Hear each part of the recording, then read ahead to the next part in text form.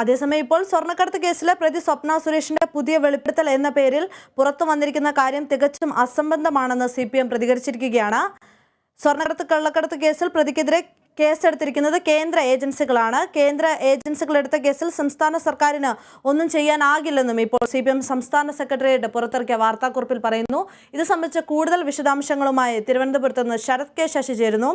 ശരത്, ഇപ്പോൾ CPM സംസ്ഥാന secretariat പുറത്തിറക്കിയ വാർത്താക്കുറിപ്പ് അനുസരിച്ച് കേന്ദ്ര ഏജൻസികൾ എടുത്ത കേസിൽ സംസ്ഥാന സർക്കാരിന് ഒന്നും ചെയ്യാനാകില്ലെന്നാണ് പറയുന്നത്. എന്തൊക്കെ മറ്റു കാര്യങ്ങളാണ് വാർത്താക്കുറിപ്പിൽ അവർ വ്യക്തമാക്കിയിരിക്കുന്നത്?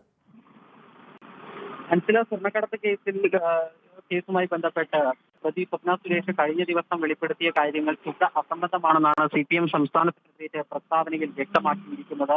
ഈ വെളിപ്പെടുത്തൽ എന്ന പേരിൽ പുതിയതായി പുറത്തു വന്നിരിക്കുന്ന കാര്യങ്ങൾ തികച്ചും അസംബന്ധമാണ് എന്ന് ഈ പ്രസ്താവനയിൽ ചൂണ്ടിക്കാട്ടുന്നു.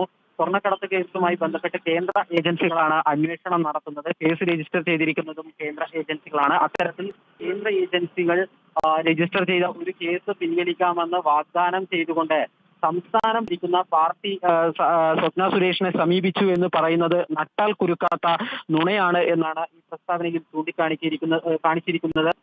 സംസ്ഥാന സർക്കാരിന് ഒന്നും ചെയ്യാനില്ലാത്ത കേസാണ് കേന്ദ്ര ഏജൻസികൾ രജിസ്റ്റർ ചെയ്ത കേസ്. അങ്ങനെയുള്ള അത് സാമാന്യം ബുദ്ധിയുള്ള എല്ലാ ആളുകൾക്കും അറിയാവുന്നതാണ്.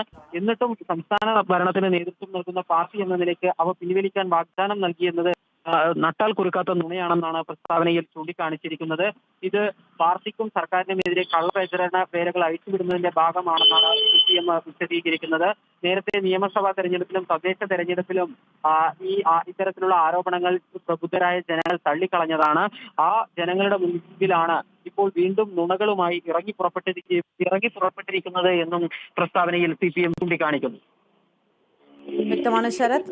സ്വർണ്ണക്കടത്ത് കേസിലെ പ്രതി സ്വപ്ന സുരേഷിന്റെ പേരിൽ വന്നിരിക്കുന്ന വെളിപ്പെടുത്തൽ തികച്ചും അസംബന്ധമാണെന്നാണ് ഇപ്പോൾ CPM പറയുന്നത്. അതോടൊപ്പം തന്നെ ഇപ്പോൾ സ്വപ്ന പറഞ്ഞിരിക്കുന്ന കാര്യങ്ങൾ CPM-നെതിരെ കെട്ടിച്ചമച്ചതാണെന്നും CPM പറയുന്നു.